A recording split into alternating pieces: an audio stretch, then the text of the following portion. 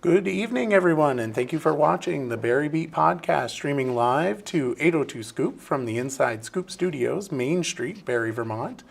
I am Michael Booten, and my co-host is Liam Hogan from Hogan LLC.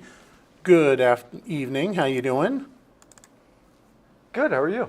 I can't complain too much.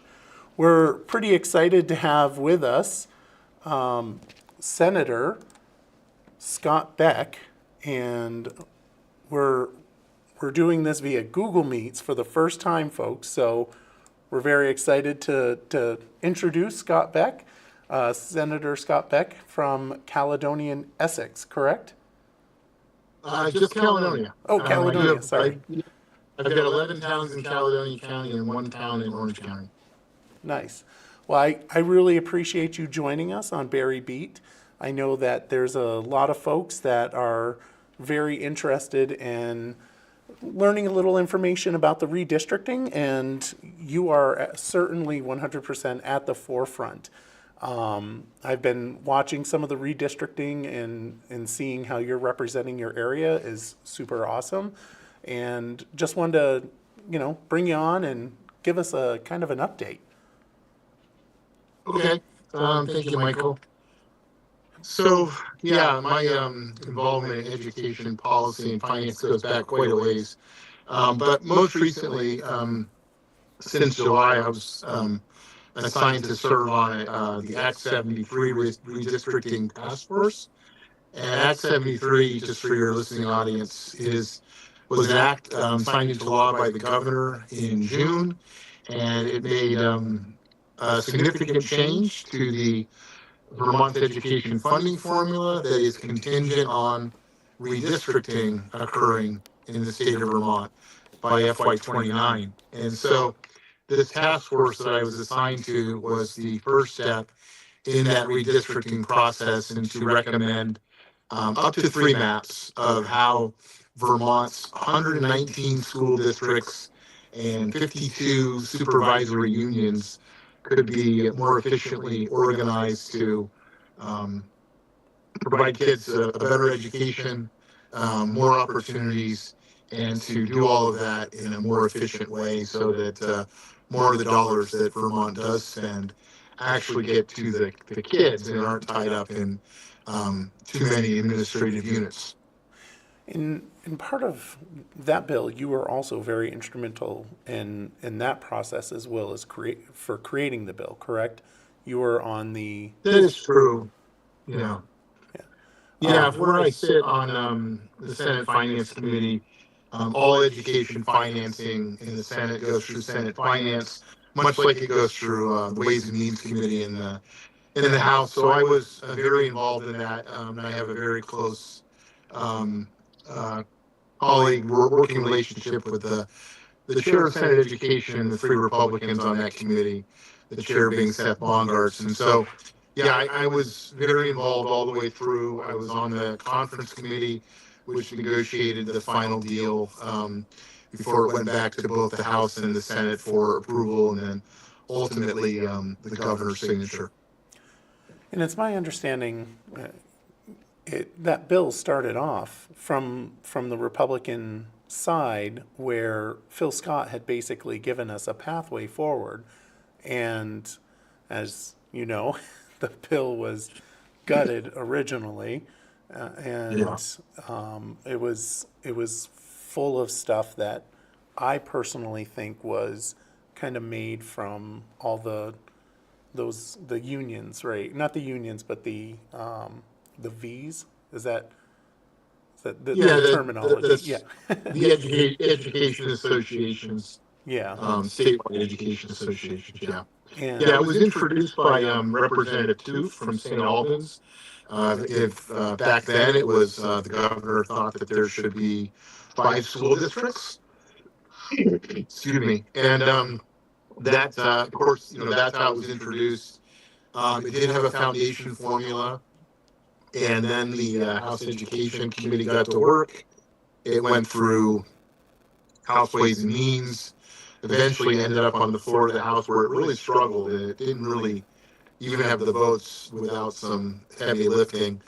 It came over to the Senate. Senate Education worked with it. Senate Finance worked with it. Made it to the Senate floor. The Senate floor pulled it back. It had majority support.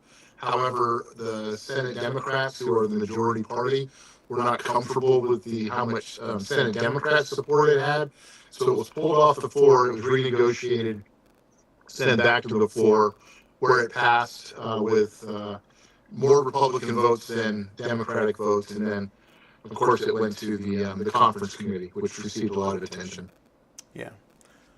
And I mean the foundation formula, which is, I know it's very beneficial for Barry, because currently under the current setup, we get about $11,000 to $12,000 per student, per daily membership student, which Per weighted student, yeah, which is extremely, education financing is so confusing in the state of Vermont. And by having a foundation formula would definitely make it a lot easier to understand. The, Yeah. yeah, this, this, the redistricting task force is supposed to bring up to 3 maps forward. And I know that you submitted one map, correct? Was it one, or did you submit 3? I did. I worked with David Wolk, and David is a former commissioner of education, former president of Castleton, superintendent, senator, side judge, principal. He's got an amazing resume. I worked with David to put together a map that was based off of where Vermont's existing career and technical education centers are, sometimes called CTEs. And we worked on that map for over a month, 3 different versions through the task force, and then the task force decided that they weren't interested in that map, which divided up the state into 7 school districts, supervisory districts, and 7 supervisory unions, and it's not part of the report right now. However, there are no maps in the report. The report is without a map at this point. There's a proposal in there to do shared services, which is, districts can already share services in the state of Vermont. So yeah, we are on the verge of pushing out a report without a map. Which is that's what you guys were supposed to do, is push out a That's map. correct. Yeah. That was the point, I mean, right? To do that really hard, heavy lift of proposing something that I think most people knew. There would be opposition to redistricting, especially going from 119 school districts to 7 supervisory districts and 7 supervisory unions. But that was the charge of the task force, to do that heavy lift so that the legislature would have something to start with in January. and it's looking like the task force is going to recommend voluntary. Is that correct? That's correct. Voluntary with no maps. which for folks that don't know, that's Act 46, which did not work for us very well. Was it 46? Yeah, Act 46. Act 46 is a mixed bag. Some communities did really well with Act 46. Some communities struggled with it, and then some communities didn't do anything. It's a mixed bag for sure. Over my way, I've got an Act 46 district, Kingdom East, where it's 11 town district. Now they've done fantastic with Act 46. They've come together, sharing resources, streamlined the district. They're doing fantastic, but that is not the experience of every district consolidation in the state. Yeah, I know Barry City and Barry Town had a really tough go at it. We had, there was, for Act 46, there was a bunch of money that was out there. If you merge early, you get the money. We dragged our heels. We didn't get any. And unfortunately, on top of that is we did not do the hard work, which is merging our schools to get those efficiencies. And we have articles of agreement that don't allow Barry City and Barry Town kids to commingle. So first grade is taught up in Barry Town and in Barry City. So we basically, the only thing we did really was combine our school boards, which doesn't really give you the efficiency that's needed. Yeah, Act 46 was very interesting. Some communities, they looked at it as, hey, this is an opportunity. Let's take advantage of it and do some good things for our kids and save some money, or spend the same amount of money to get more bang for the buck. And then other communities didn't see that opportunity for whatever reason, and have struggled with it. Yeah. And it sounds like the redistricting task force will end up trying to recapture that. For our case, it wasn't very efficient. I think, it'll be interesting to see what voluntary looks like. Yeah, because I think most districts don't want to. I think that was part of the push with the legislation was you're forcing them to come together. And I do want to let folks know, if they're listening, if they have a question, they can ask it, and we'll try to ask. And do want to give a shout out to Roger Bouchard, who is down in southern Vermont. Thank you for watching. So I know, did you get because during the legislative session, Jay Hooper went around and was having everybody sign what they wanted to see for districts. And one of the top ones that I saw was the CTE, breaking them up by the CTE. Was that one of the maps? Yeah, I mean, it's the only one that was even that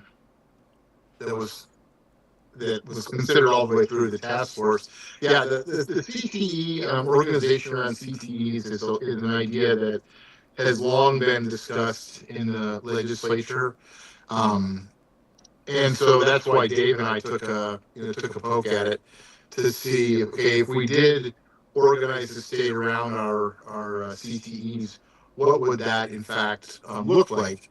Our goal was really twofold. One is to make sure that every student in Vermont had a clear path to CTE. And what I mean by that is that right now in Vermont, we have a number of school districts that don't have the CTE.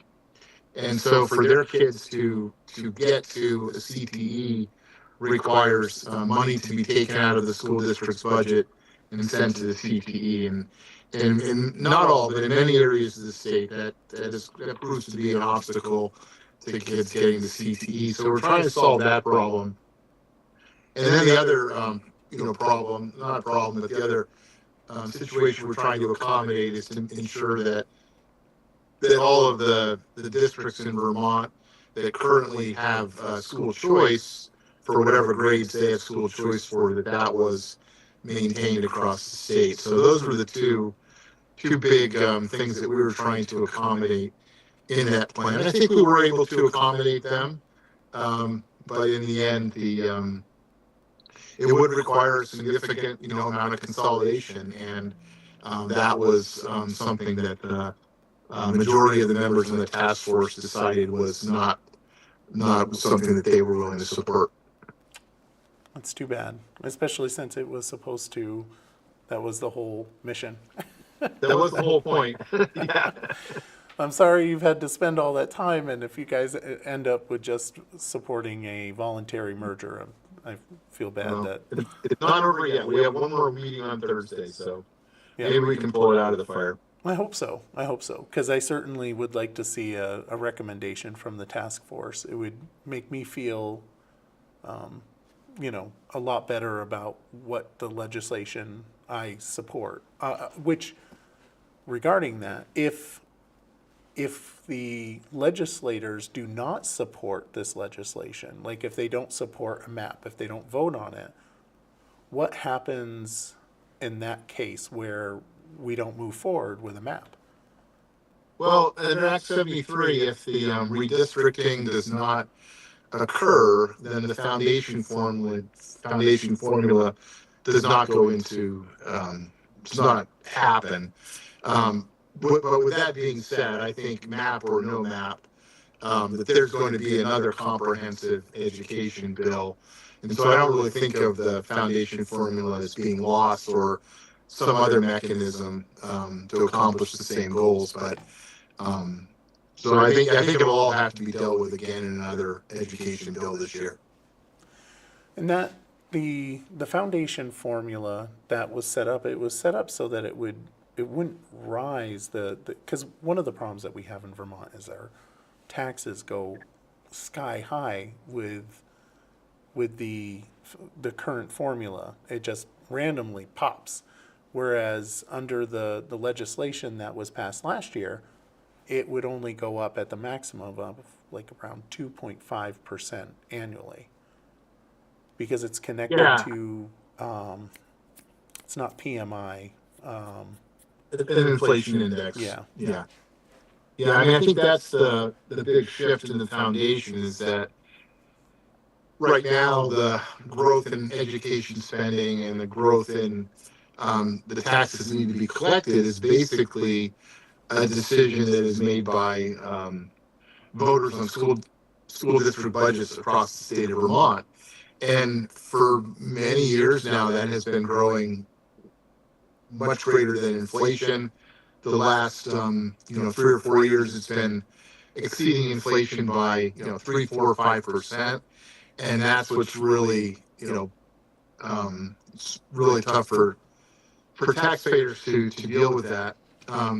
Under the foundation formula, the growth in education spending would be controlled by the number of weighted students in the state and an inflation index, and so that would compared to what we've been on for the last 5 years or even 25 years, that would force an increase in education spending that was more in line with inflation and the economy and people's abilities to pay. And so that's really the large benefit of the foundation formula. And it's just easier to understand, I think, for people. Education, the education financing side of things is again super complicated. Yeah. It's hard. I'm a chair of the BUUSD, and I've spent a lot of time trying to understand it, and it's still extremely complicated. Yeah, it's a very complicated system. It's not something that a casual observer could understand. Yeah, it's needs to be better, and I hope that we're able to make it better next year. So one of the things that the districting task force is they've taken a lot of information from school districts, from different folks that are in the industry and including, parents.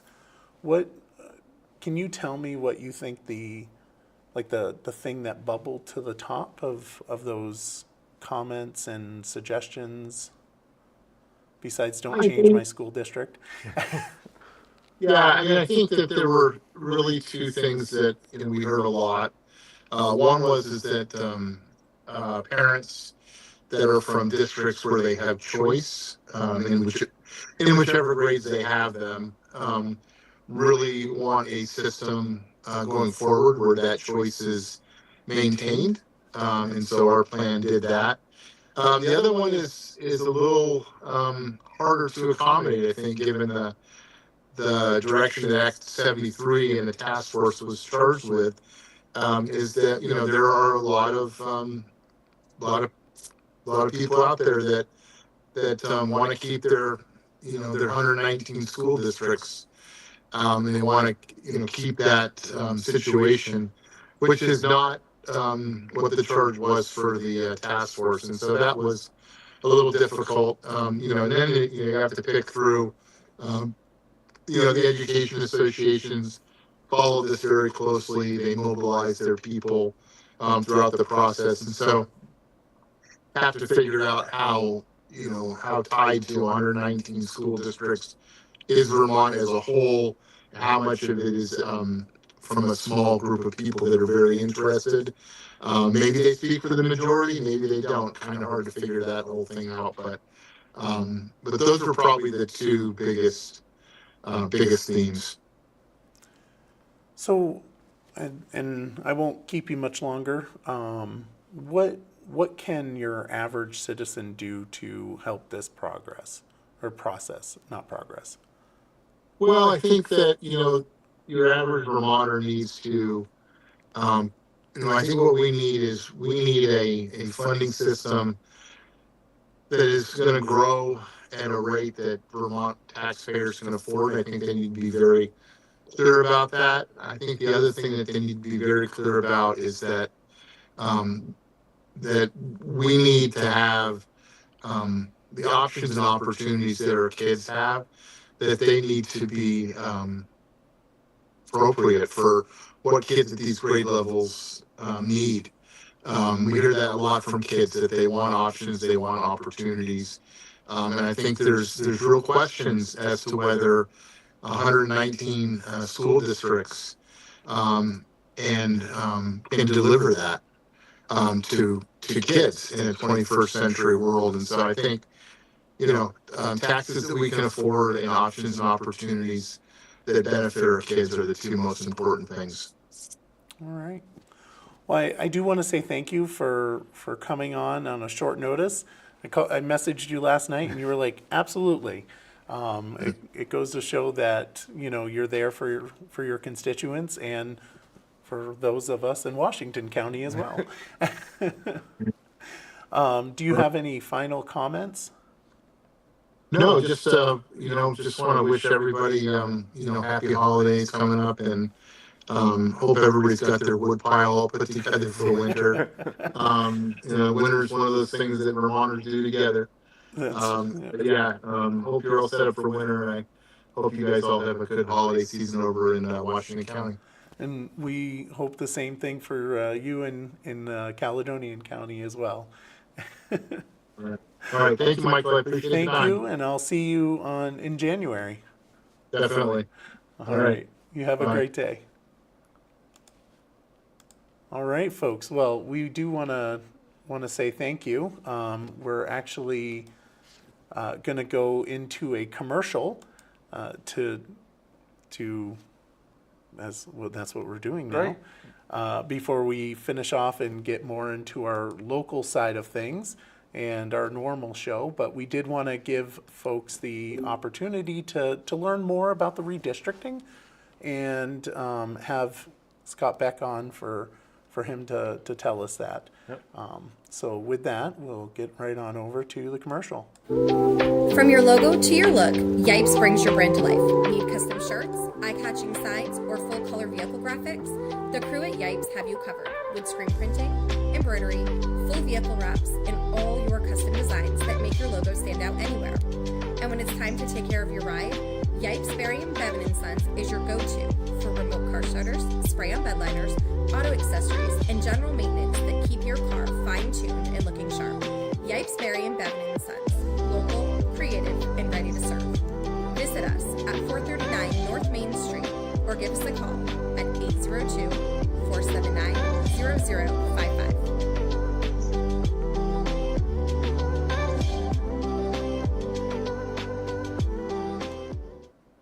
All right, Yipes. Definitely love Yipes. So we'll start our normal broadcast now. How you doing, Liam? Good. How are you? That was great. I know it was. It was great to see Scott. He's a great guy.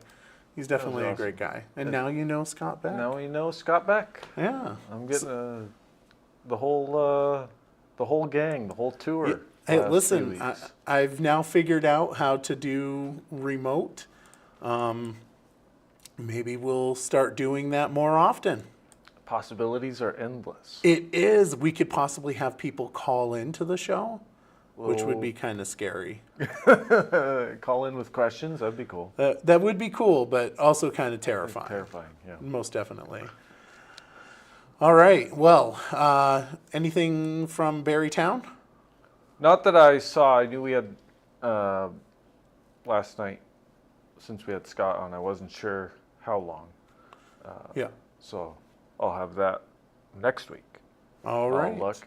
But I did see something. The Pumpkin Pantry is, they have affordable Thanksgiving stuff. So I saw it just now, just before I came here on Facebook. Nice. Somebody had shared that. It's like $10 turkeys and all the Thanksgiving stuff. So if, All the fixins? all the fixings. So if people need the lower priced options, Nice. Pumpkin Pantry down there in Williamstown. What are you doing for Thanksgiving? My family's getting together. I think most of my siblings. Big gathering at the house. We usually do. There's 8 of us, so there's usually lots of food and lots of people. How about you? Well, I will be going over to Alicia's for folks for Barre Beat and 802 Scoop followers. She's the one that does the blow up to glow up. She is my niece, and she'll be hosting Thanksgiving dinner this year, which usually consists of probably 10 to 15 people. Nice. I love big Thanksgiving gatherings. That's usually great. Yeah, it usually there's quite a few people over there, and it definitely fills the room. Nice. Yeah, it definitely fills the room. So we should probably let folks know the weather. It's not delightful. And it's not trike weather. It's well, not necessarily. So tomorrow it's going to be snowing with a high of 37, so there might get some sleet in there. Tuesday it's partly cloudy, so Tuesday might be trike weather, and that's 32 degrees. And I bought snow pants, Nice. so that I can ride my trike to work in the freezing cold weather. Isn't that exciting? Yeah. Yeah. That's going to be something. Somebody's got to get that on video. Michael all bundled up. Yeah. I think somebody did record me one time because I saw them holding up their phone, and I don't know who it was, and if they watch 802 Scoop, you totally should send me the video totally because send us I the would video. love to share it. It was kind of awkward at first when I saw it, but oh, you know what we forgot to do? What did we forget to do? We forgot to turn on the light. Right. We have the new accent lighting. Yeah, you need to let me know. Need to tell you. Should have told you over the commercial. You break. should have told me over the. Well, you couldn't because it was still live. You could still hear. And I saw you were busy over the weekend. I was Michael on a mission for 802 Scoop, which was really cool. Here we'll add red. There we go. There we go. Yeah. So for folks that don't know, I went down to Tasty Bites, and I did waitering from 7 to 9, and all the tips that are collected between that time went to Circle of Central Vermont. Circle is a really great organization. They help women coming out of domestic violence, and I have a very soft spot for that. There's good reasons for it, and it was a blessing for me to be able to do that. It's a great organization, and I'm not sure if you know much about domestic violence, but 1 out of 3 women are affected by it. 10 million, I think, annually in Wow. the United States. And Central Vermont, has quite a bit, and they do a great job helping people out of that. That's awesome. Because it's tough, and it's really years ago, well before you were born. Those structures and the conversation about domestic violence did not happen. I mean, you didn't talk about it. If you would put, women would put, makeup on, wear glasses, so that people wouldn't know that their husband was beating them. And it's the same thing with the children. They would go to school and they would say, I fell or something like that. Yeah. And that was not it. It's such a different culture now than it was then, and it's hard to imagine that. It's hard to imagine that. I mean, now if there's any bruises on kids, Right. it's immediately reported. Yeah. But back then, you didn't do that, and it's we've come a long way. We have a lot further to go, but we have come a long way, and super thankful to Circle for everything that they do, and any little bit of help that I can do. Yeah. I remember being on city council and they came asking for something, and my comment was, I mean, whatever you guys want, you can get. Right. Whatever you need. Whatever you need. It's a great organization, and I'm super thankful that I was able to do that. That was one of your highest tip totals since you've been doing that, wasn't it? Yes, it was one of them. We're getting better each time. We're getting better slowly. It would be nice to be able to top like $500 for doing it. I will say that it gets really busy. Yeah. It gets really busy. It would be awesome to do that. And I'm not sure who's going to be next. I think for December, we're going to be focused on Christmas for kids. Yep. Right, because that's the immediate situation. And Tracy's already working on a donor box, so be prepared, 802 Scoop, for that to be out there for folks to go in. So back to the weather, because that was a huge detour right. there. We took an exit there. I blame you. All right. Well, hey, that's me. All right, so Tuesday, partly cloudy, high of 32. Wednesday, sunny, high of 36. Definitely a trike day. Nice. Thursday, partly cloudy, high of 39 degrees.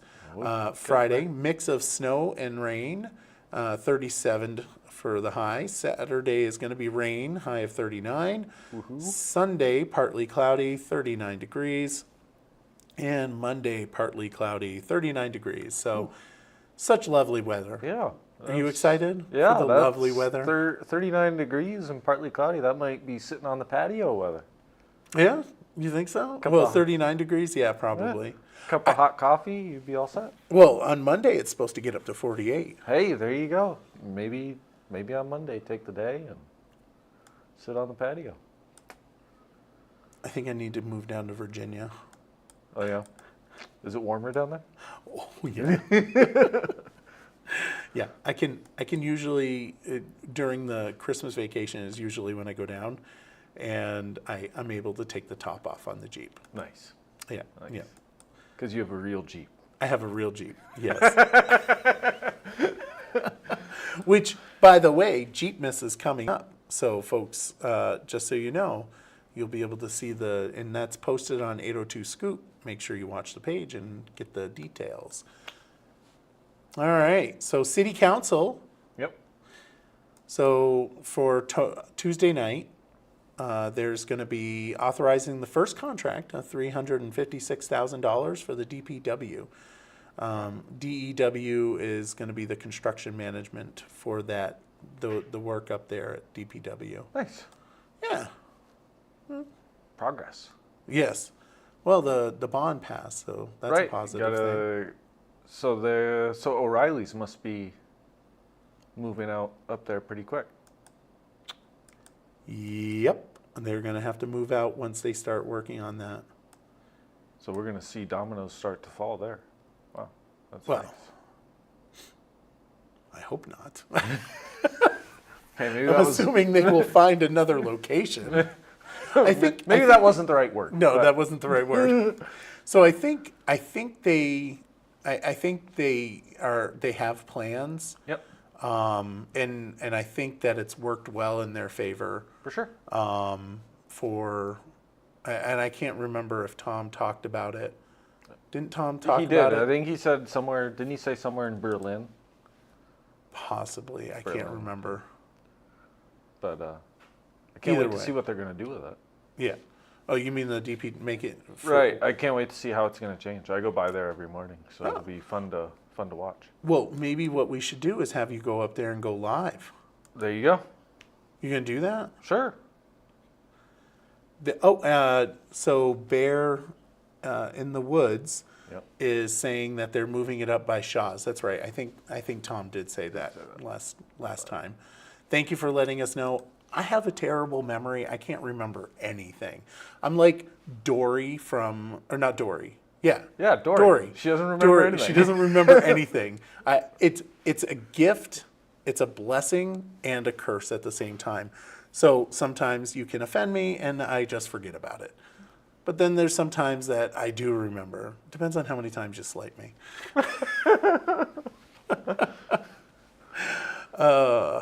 Then they're also going to be appointing 3 people to the Neighborly Barre Committee. Nice. And that's going to be Tracy Lewis, which is the Barre Partnership. Barre Partnership. Yep. Joanne Reynolds, who used to be on our Transportation Advisory Committee, and then Ernie Drown, who is the husband of Beth Hilton Gardner, who I believe that's the case. I might be wrong. I'm pretty sure that's the case. Who's the city councilor that created the committee? Nice. Yeah, that'll You be get a- good.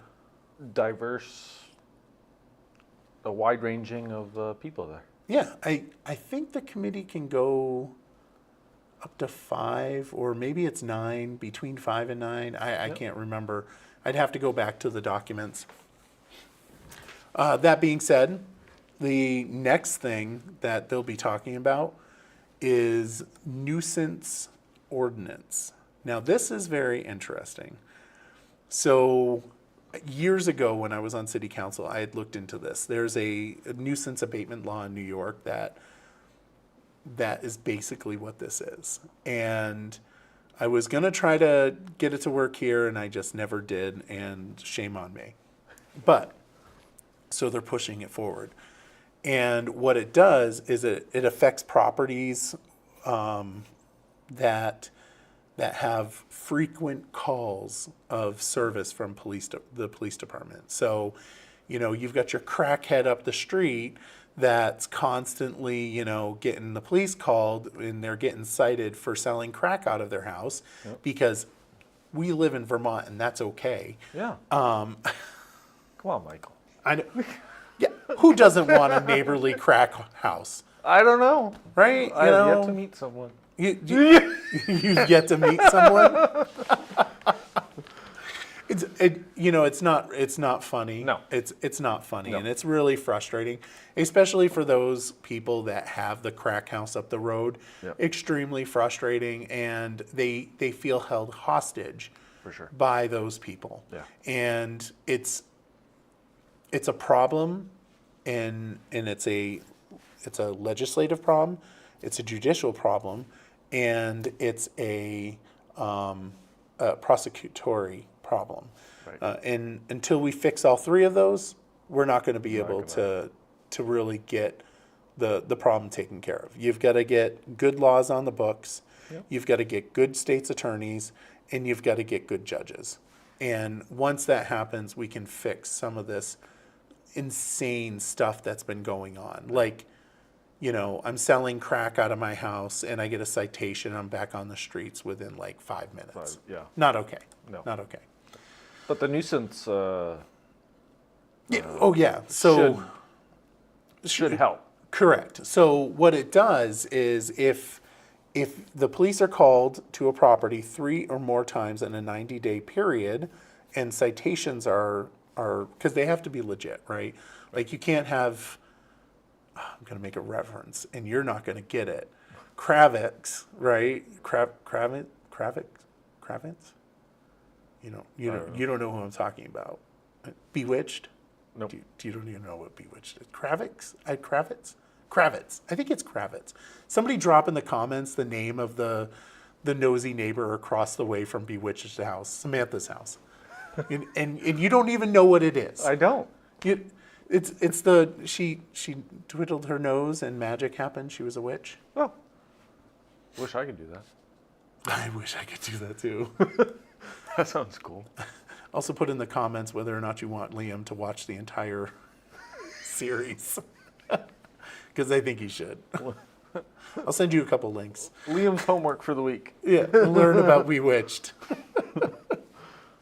But so it's not a situation where the neighbor is just like constantly calling the cops. There has to be a citation, right? And that in itself can be difficult because oftentimes what people do is they like get right up to the law, but they don't cross it in a way that police can just give them a citation.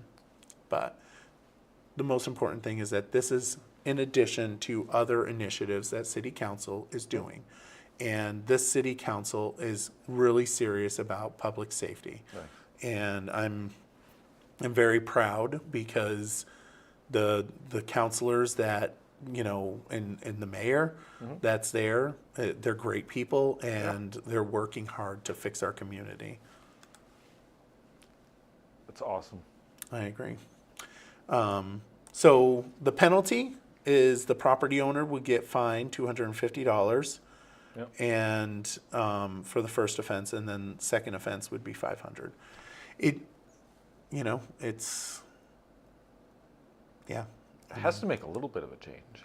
It mean- does. Well, I mean, one of the problems is that, and legitimately, like legislation on this level, like especially for landlords that can't get rid of somebody, Right. they don't have the ability to evict people, right? Yeah. I mean, I went to the recovery event on Tuesday, and they were talking about, they brought us through the recovery house, and it was really awesome. People, they come there, they stay while they're recovering, they learn how to do all this stuff over again because, most of them, once you've gone down that road, it's tough. So there's accountability, but they would fall underneath landlord tenant laws. And this is it's basically a facility. And, if somebody started using again, they couldn't get rid of them, which makes no sense whatsoever. You're in a facility, in a house designed to help people through recovery. There's other people in the house trying to avoid drugs, and you have someone in there that you can't get rid of that's doing cocaine and crack and all the other stuff. Yeah, that doesn't make And sense. they're not participating in the services, and it's really frustrating. Yeah. There's a bill out there. I've already signed on to it to Nice. make it so that they can get rid of them if they're not doing what they should be doing, Right, which instantaneous, just is right. It should be right. Yeah. But anyway, so I will say that with the nuisance abatement ordinance, we really need to start looking at our landlord-tenant laws because it's not okay. So is the council just talking? Are they debating that, or are they going to vote on it? No, this is the first reading. This is the first read. Okay. So there's a first reading, and then there will be a second reading, and then 30 days from that point, it becomes law. Oh, So this could happen real quick. nice. Yeah. Well, that would be good to keep up on. Yeah, absolutely. And since we're doing Barre Beat Weekly, right? Right? Even though we're off tonight, because tomorrow night is the school board meeting, so we Yep. won't be able to do Barre Beat tomorrow night. Which, as a side note, there'll be a budget discussion tomorrow night at the school board meeting. Nice. So, yeah. Yeah. Exciting stuff. All sorts of exciting stuff. You excited for it? I'm super excited for your budget talks. Yeah, I bet you, You are going to have so much fun. No. I hate budgets. I'm awful at budgets. It's funny. Barrytown and Barry City are completely different in how they look at budgets for the most part. Barrytown has a very granular look. They like to dig in and go through it line by line, whereas usually for the city it's we need a percentage, right? We in Barrie, the standard percentage is 2% that people feel really comfortable about for increases. Based on the documentation I saw, and that's for city, by the way. When we put out a survey years and years ago, they said 2%. Don't go over 2%. We've gone over 2% every single time, but Wow. I mean, and that's where folks was 2%. Yeah. We're looking at, when I saw the documents, it looked like about a 3.3% increase. Yep. So, That's better. yeah, I mean, that's better than 10%, which was 3 years ago. I'll take Oh 3%. my goodness, that was bad. Ay, ay, ay. Of course, that doesn't take into consideration the legislative side, which, as we talked about education spending, Yep. yield, that has to be factored into it. And you're like, what the hell is yield? I don't know. I don't know. I don't know. It's confusing to me. It's something that the legislature votes on, which factors into the formula. 2 years ago, when all the Republicans were elected, the average increase for educational taxes was 14%. Wow. And that was tough. That was a tough one for people to swallow. And that's when they said, okay, Dems, goodbye. See you later. Yeah, which, and as we had Scott Beck on, it's tough. The legislature sent it over to the Senate, the education bill, in hopes that the Senate would fix it, and they did a better job than the House, and then the two parties met together, and our Senate and House worked together to create what is, currently Act 73. But even it's not the best plan, but it's better than what we currently got. It'll be interesting to see how all that plays out too. Yeah. Yeah, we'll see. All right. Do you want to talk about your favorite topic? My favorite topic, the shutdown, Yeah. is no more. I know. You They- excited or you saddened? They only, so I think I mentioned it last week, they had 3 departments they funded. It was the veterans, it was the congressional operations, which I assume is just congressional staff, assistants, whatever they have in there. And then I think it was the Department of Agriculture. So those 3 will stay funded for a full year. And then everybody else is on a continuing resolution at levels in 2024 when Biden was president. So now we have to go until January 31st if they can get, isn't it 12 appropriations bills? So if they've already passed 3, they need 9 more? Big math here. I have no clue. I'm not really good with national politics. Me either. I try to stay out of it because it's a shit show. And I We agree prefer- on that one. Yes. And people get like really activated about national politics. And I'm like, listen, let's talk about the local stuff, because at the end of the day, the stuff that really is going to affect you is the local. stuff that's being passed in Montpelier, Right. not necessarily in the federal government. And that's the way it really should be. It should, the power structure that was set up in the original foundation of our country was Right. your local government had the most control over your life, Yeah. and then the state government, and then the federal government. And it's become very top down as of, in the last, 50 to 100 years. Yeah, something like that. It's been pretty tough for the last 120 years probably. And it is what it is. We'll see what happens. We'll see what happens. January 31st. Might be talking about this again really soon. I suspect we will be talking about this again. I feel like we talk about it every time this comes around. Well, I mean, since we've been doing Barre Beat together, that's what it's been. Right. That's been the thing. No, but I mean, just in general, I feel like we're always on the verge of a shutdown.